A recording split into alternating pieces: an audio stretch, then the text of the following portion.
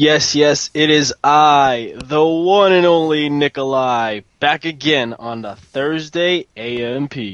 Absolutely, and we couldn't pick a better night to have you on because breaking news right before this show went to air, somebody that you know very well from all of your SmackDown and WWE coverage on this site, because more often than not, he's been a featured star of that show.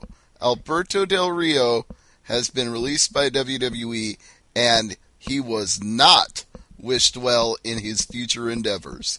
I don't know what's more shocking, the fact that he was released or that he wasn't wished well in his future endeavors. It's kind of surreal. I mean, we've heard so many reports about Del Rio getting ready to retire soon, but yet he's been featured prominently on WWE television for the past few months now, and then all of a sudden he's released. And what's even more shocking about that are the details are pretty vague at this point.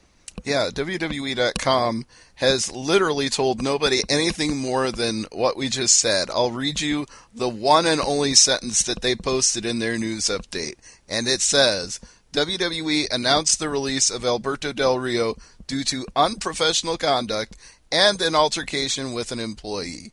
And I also think it's telling that when you read that and you look at the way the text is worded, they did not use his real name. Normally, when they release somebody, they'll say, blah, blah, blah, known in WWE as X. But in this case, they did not mention Alberto Rodriguez, which is his real name. They just said, Alberto Del Rio, gone unprofessional conduct. Yeah, it's another great point. How do you feel about this whole situation with the vague details, the kayfabe name, and just the one sentence? It's very cryptic and puzzling right now. There's obviously something serious that happened today that they don't want to go into detail about, and I don't know if that's because it reaches the level of criminal conduct, whether he assaulted somebody, maybe they're letting the police handle it at this point, but whatever it is, they're going out of their way to not say anything, which when you get into a company like WWE where what they don't say tells you more than what they do say, it's pretty telling that he did something really, really bad. The other crazy thing is, if it's whether it's a real or it's kayfabe, even though this is still sketchy at this point.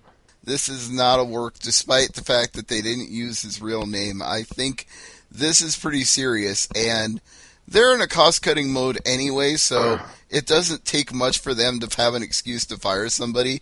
As you and I both remember, Emma made a mistake at Walmart and forgot to scan one of her items when she did the self-checkout, and they fired her, and then they rehired her the same day. But that just goes to show you their mentality right now, is if you even screw up a little bit, they'll cut you. And he obviously, whatever he did that was quote-unquote unprofessional conduct, he screwed up more than just a little bit.